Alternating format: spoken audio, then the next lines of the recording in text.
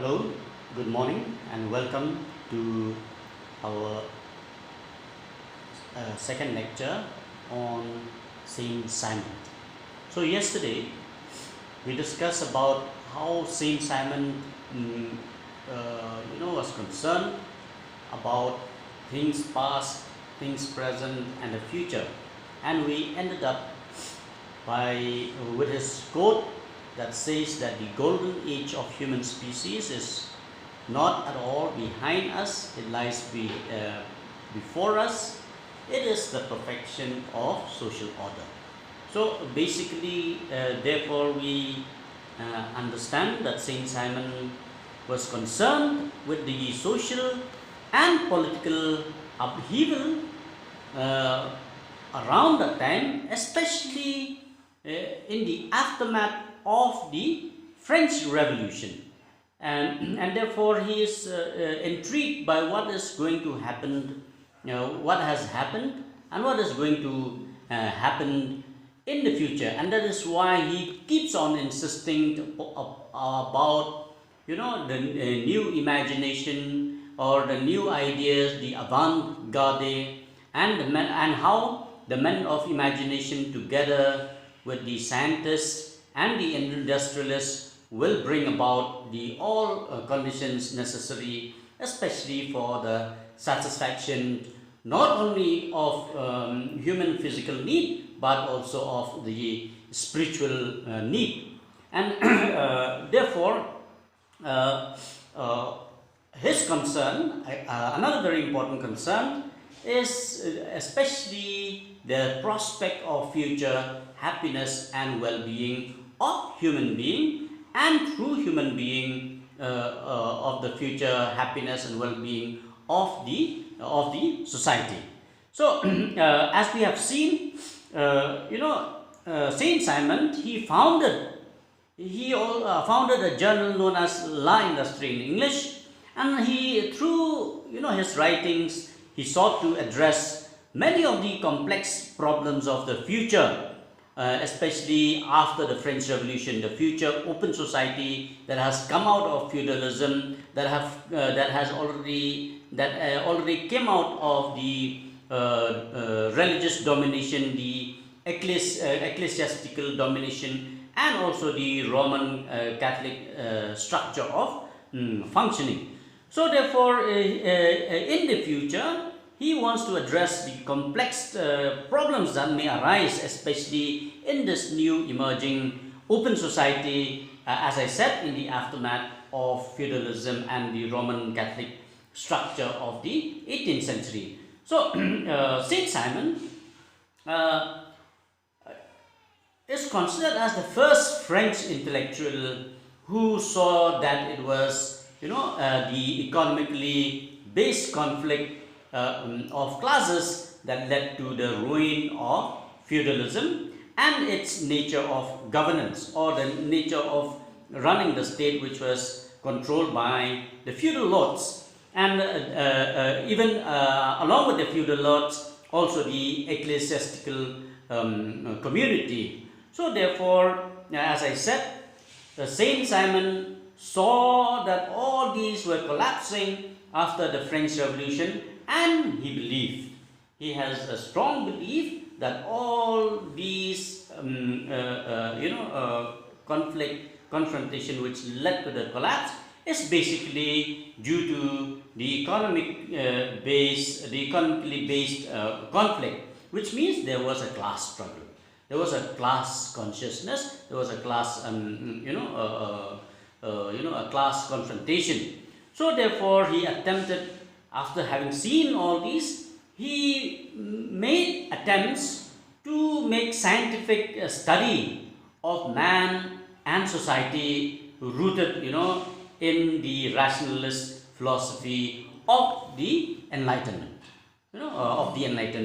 and therefore, as I have told you yesterday, this developed into a school of thought which was known as positivism, positivist thought or positivism, which was led by, which was inaugurated or led by a person known as Auguste Comte or Auguste Comte. So, Saint Simon was very much against the class of bureaucrats or the class of people who control the whole affairs of the society and the state, especially as I said, the bureaucrats, the idlers, and the wastelers, which he called, or people who just waste their time, waste their energy, their talent, and so on and so forth. And therefore, he compared these class, with the with the men of industry, with the men of industry in whose hands he then said the future should lie. The men of, like we have said yesterday, Saint Simon was concerned.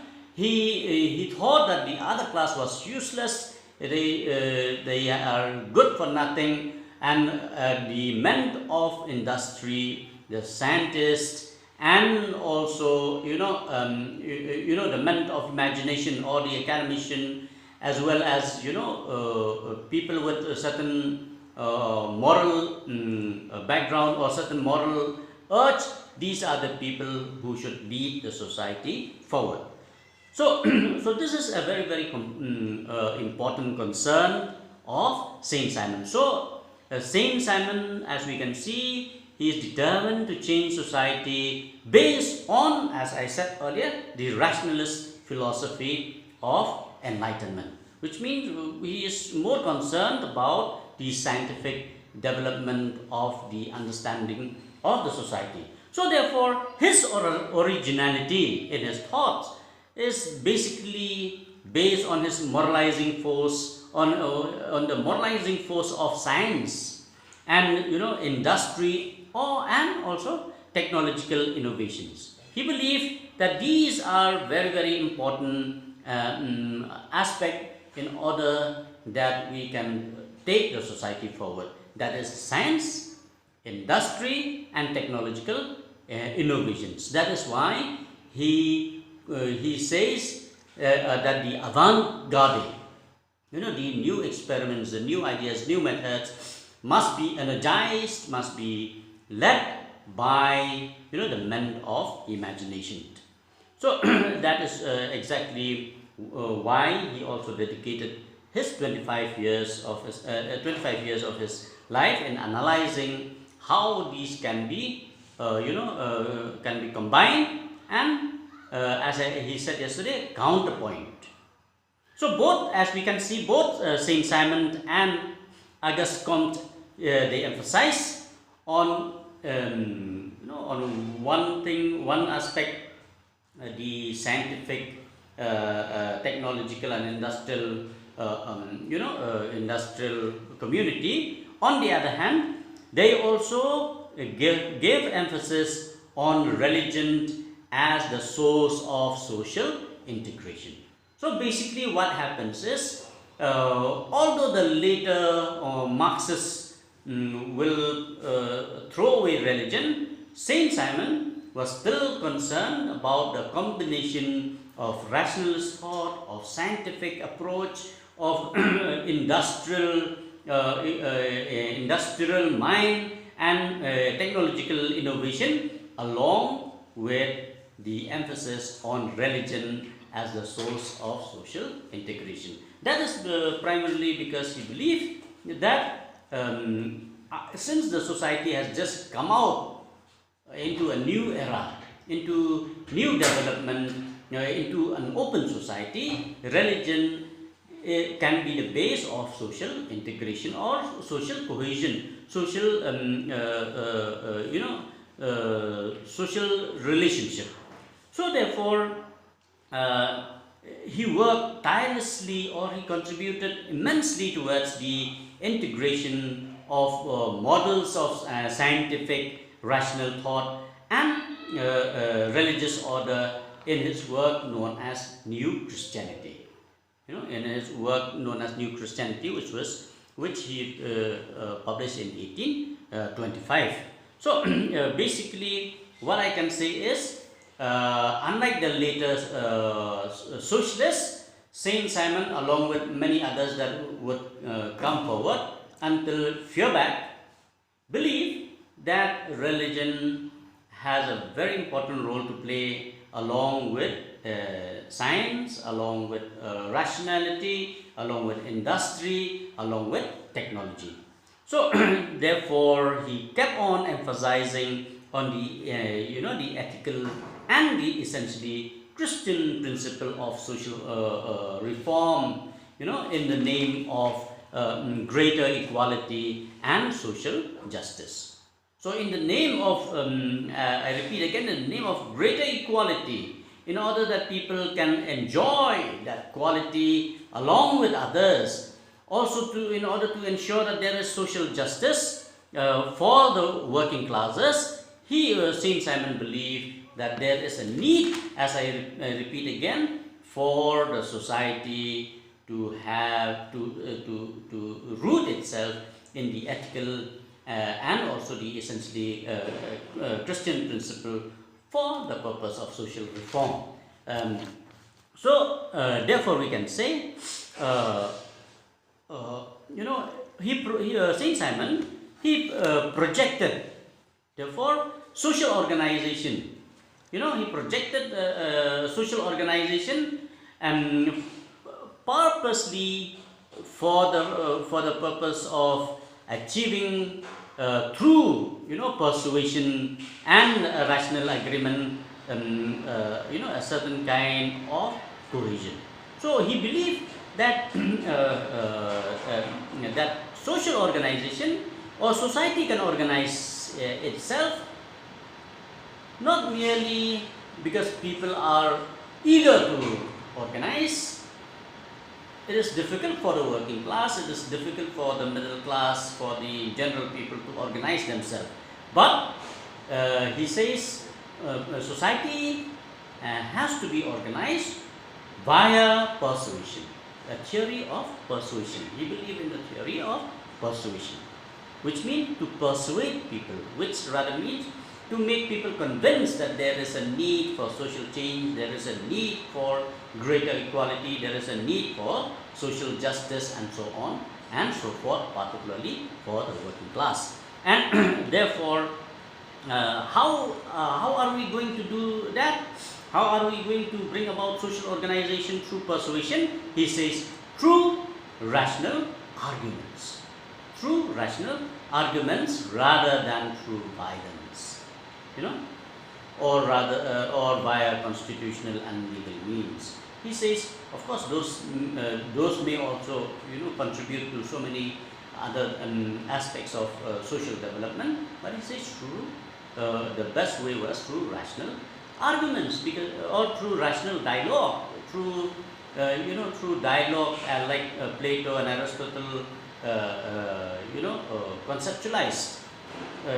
Because he says through rational arguments or through rational dialogue, what would happen is there would we can avoid violence, we can avoid the negative impact, long-lasting impact that society may have to experience because of violence.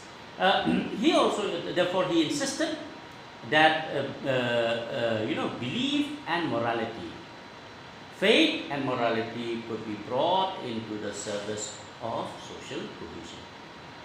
Like yesterday, we were discussing about how society is changing. Today also Saint Simon is telling us that belief and morality could be brought into the service of social cohesion, which should be combined with scientific approach, with industrial method, with technological innovation through the work of the men of imagination, or rather through the work of the avant-garde. Okay, so that is very important for us to understand. So basically, I want to repeat again to make things simple. Remember that Saint Simon wants to combine rationality, science, industry, technological innovation with faith, belief, or rather morality, and he says that this will the combination of all these could be brought into the service of social cohesion, mainly in the service of the society, having a happy and a society which is based on well-being of everyone. So Saint Simon, he also criticized, the Enlightenment political philosophy. He says it was he criticized this on the basis that it neglected uh, the social and historical dimension of human experience. Of human experience. That is basically because Saint Simon believed that gradually what happened was in the search for feudalism to control the society, in the search for ecclesiastical to control the society, or the religious community to control the society, it was basically because of human experience of uncertainty. He believed that human being evolved over the years through different stages of struggles, different stages of experience that made him worried, scared. So therefore, because of all these things, the society was as it was, because some form of fear made man to believe in some supernatural power. Some form of poverty make man or the human community to depend on others. So therefore, religion and feudal structure. So in his view, the degree of advancement of human industry is, indicative of the interplay of the social organization and its natural milieu.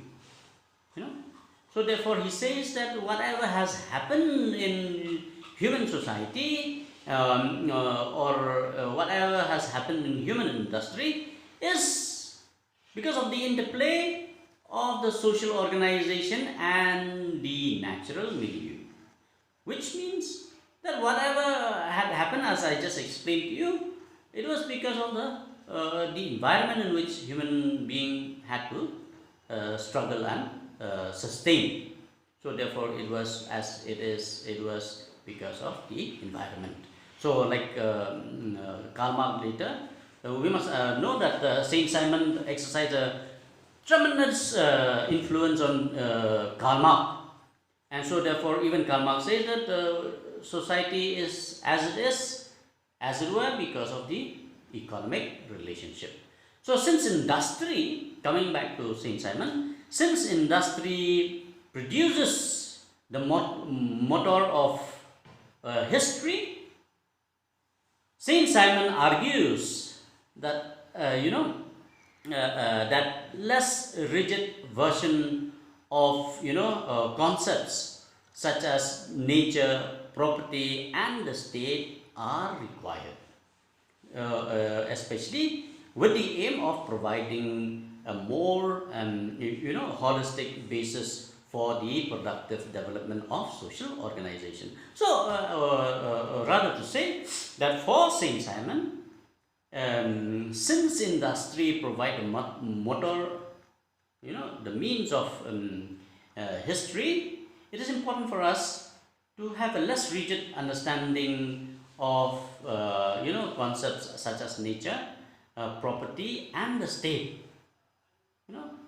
In order that it will be able to provide a more holistic basis or for the productive development of social organization. So once we are able to understand that man exists because of the environment, man exists because of the the surrounding, or what access he has to the environment and to the surrounding, then man and society can be made to become more productive. And therefore, if a human society become more productive, then there is the productive development of social organization, of self-belief, of community belief. Therefore, his primary concern was to search for a new basis for the social bond, to find a new basis for social bond, and this in many ways sparked his interest in the effective and social mechanism of religion, and that's why he talked of New Christianity. He wrote a book called as the New Christianity, which is based on the idea of scientific understanding, rationalist thought, industrial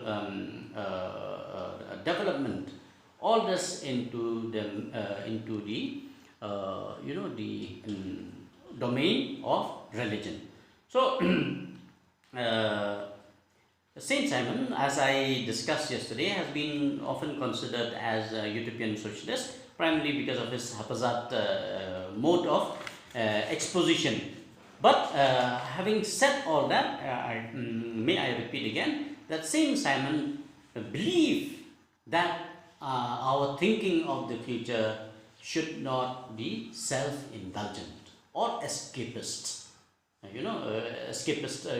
We should not be indulged in escapist exercise of social dreaming, as the future, he says, is deducible, or rather, as a future can be understood, can be realized through reasoning by drawing logical conclusions. So basically, what Saint Simon is concerned about is the search for new social order, new basis for social bond, and therefore he was interested. He sparked his interest.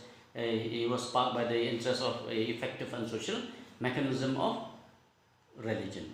Religion cannot. He believed that religion cannot be just completely discarded, but rather it can be utilized for the purpose of all this social cohesion.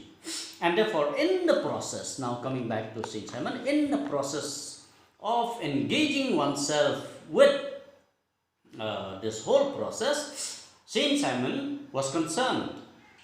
So he says that our thinking of the future, while we are considering about the future, we must not be self-indulgent. It should not be about individuals. It should not be about I, my family. At the same time, it should not be based on escapist exercise, which means on the one side, I am doing everything because of my self-interest. On the other side, I will just ignore. I'll just say that let other people do. No. So we cannot simply, as he says, social dreaming. We cannot simply just ignore things. We'll let it go and we'll just think about the future. He says that we cannot do that because the future is deducible, which means the future can be understood by reasoning, by drawing logical conclusion, and therefore its realization lies within our grasp. The realization of the future lies within our logical understanding. So if we get too indulged in self interest, or if we get too indulged by escaping ourselves from this exercise, we would be the losers. So Saint Simon think that in order to achieve all this, in order to dream, in order to aspire for all this, it is not necessarily a utopian dream. Because he says utopia, according to him, means that one feels vaguely uncertain about the possibility or the impossibility of the execution of the new system of social organization. Therefore, he argued, that his vision is not utopian, as he sees historiographic, or he sees the development of historical method, or historical development, lending form and force into his predictive analysis. He says, if we see history, how history has been, if we see what we have, what society has achieved so far, then it is possible for us to say that this is not about dreaming, this is not about utopia, this is not about uncertainty, but this is about the certainty.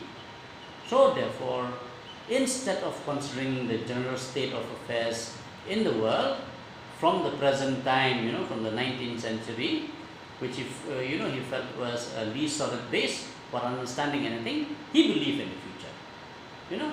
He said he was determined in setting his eyes on a distant future. That's why he says that the golden age is ahead of us. The golden age is not here but out there. It's not gone, it's not at the back, it's not here, but in the future it is for us to prepare. He also continued that we have the responsibility to ensure that our children have the possibility of enjoying the future golden age. It is upon us to take part, to do our bits. So therefore, fixing our eyes on the distant remnants of the past is and that is fading, and also on the germs of the future which is coming to life is important. While we may think about the past experience, as we have seen, the historiographic development, the history of human being and human development and social development, it is important to also look at the future. It is also important to look at the future, because the germs of the future, he says, is coming to life. The germ of the future is coming to life, which means the future is already there and is forming into life. And once it forms into life, then certainly we can think of the golden age. We can think of happiness, well-being. We can think about being part of a better social social development. So Saint Simon, therefore, we can say, fostered a keen sense of society as a mutating movement through time.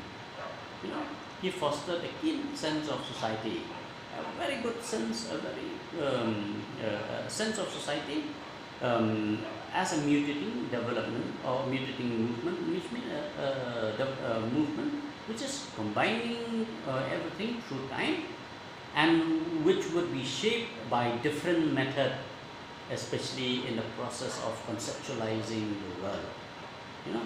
And if we are able to conceptualize the society, then we would be able to conceptualize the world, better world.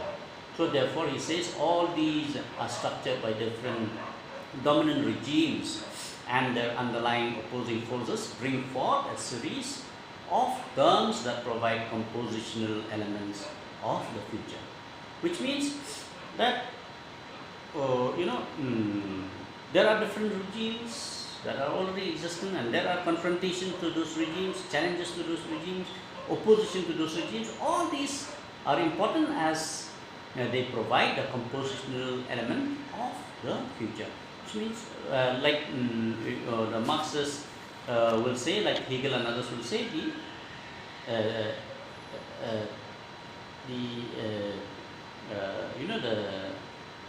theses, the syntheses, and the antitheses and the syntheses. So the theses, the antitheses into the syntheses, which means something that existed, or some form of regime that have attained dominance, contradictions to those regimes, and then the synthesis, which means something better coming out of that exercise or that experience. So, so therefore, what is important in Saint Simon's teaching is that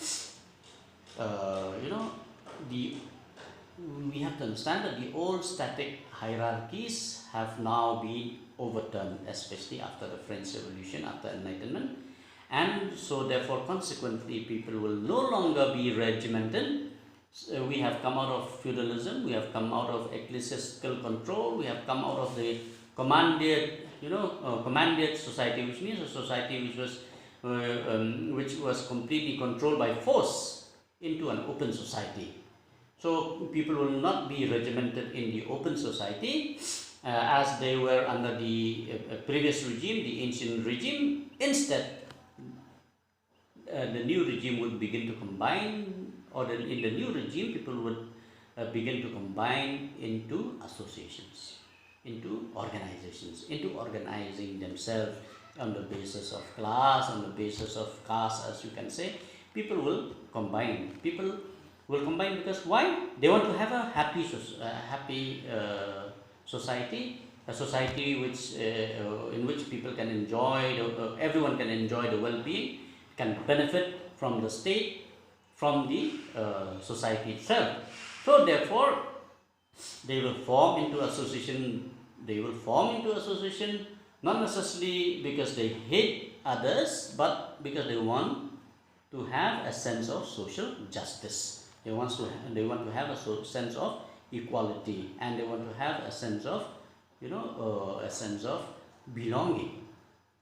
So they will no longer be commanded, or they would no longer be controlled forcefully by others through the means of military, or through the means of economic suppression, and so on and so forth, but would be led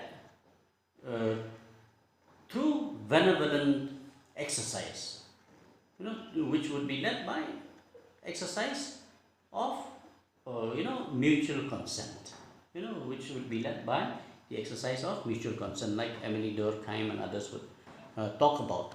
So therefore, in the future society, in the future life, what would happen is that people would no longer, or the working class, the suppressed class, would no longer be regarded as passive subjects.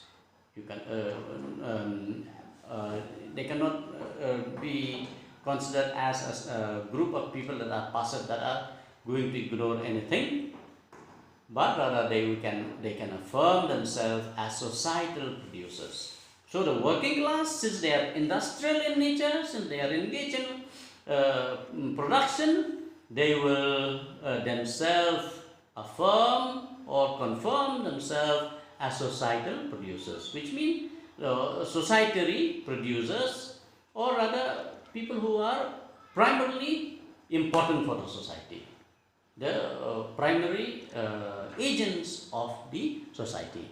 So therefore, in the words of Saint Simon, the general tie of social organizations now provides the base for morality that is terrestrially informed instead of religious belief. So therefore, what is important now is the new social order, where people have started organizing themselves, will provide the base for morality. Their need will be the moral basis. Their produce will be the basis of moral strength. So Saint Simon, therefore, he believed that this grounding of spiritual power based on the, morality, or on the question of the moral teaching of producers becoming the primary agents, will enable humans to evaluate things, to evaluate their action and ideas in terms of the contribution made to general prosperity. So basically, what I'm trying to say here is that Saint Simon believed that the grounding spiritual power of human being will be based on their own action, their own ideas, and in the way in which they contribute to the prosperity of the society. So therefore, those who are sitting idle, the idlers, as I mentioned, will be nothing. Will be, as I said, will not be considered as productive. So they will not be, important agents in the society. So therefore, he argued that you know we have seen Galileo. He proved that the world is small. Says, and it rotates along with many other planets around the sun. So from this idea, from the scientific discoveries, he says good sense corroborates the implication of this astrological demonstration, and it tells us that nature has not been tailored for human needs. Nature has not been made for human needs. So the way, therefore, is to channelize our desires to be focused from now on how best to administer things, rather than govern over human beings. So therefore, the future should be how we can administer our thinking, our activity in maximizing whatever is available. In maximizing what is available for us. How best to work with and against nature. How best we can work with nature and against nature so as to produce social happiness for all. So now, why is saying that? Because those who are maybe placed in very difficult environments or in areas that are difficult, for example, maybe you can think of people now living in Arunachal Pradesh, in very remote and extreme extreme nature. How that can be worked together in order to make sure that people have the possibility of enjoying happiness. So with nature or against nature. If nature is not for us, then we have to find a way how to make nature useful for us. So similarly, he says, realizing a self to be historically constituted by the march of civilization, thinking of a self as the development of that march of civilization or the evolution of civilization means that history can no longer be perceived as the exclusivist biological or biographical domain of sovereign families. History cannot be seen as the development made by one particular class or one particular group of families, but whose power was endorsed by theology, whose power was looked upon by theology as the source of strength, but rather now what we have to understand is that